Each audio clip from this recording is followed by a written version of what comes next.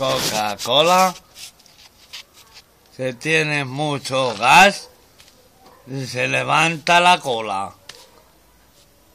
Esto sirve para gordos, para secos, para más secos, para todos. Esto engancha, ¿eh? Esto es Coca-Cola. Señores, Coca-Cola. Bueno, me despido porque ya lo he dicho 2 o 3 veces, Coca-Cola y Coca-Cola. Hasta luego. El seductor de Tomelloso. Prim plan estaremos con Coca-Cola.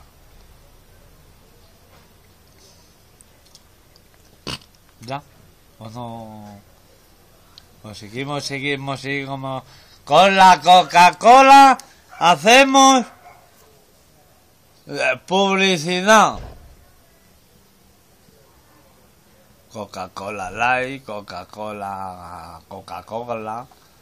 Esta buena Coca-Cola te quita a veces el desmayo.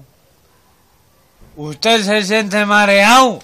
La Coca-Cola se lo quita.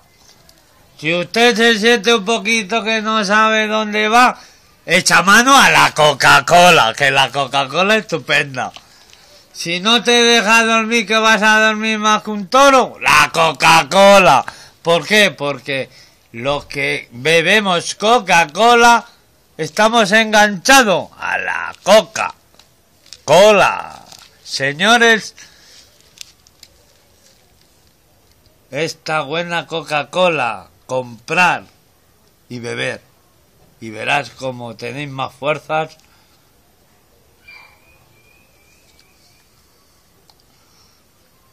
Y punto. Ya cortaremos el... Vamos, corta el telesurco.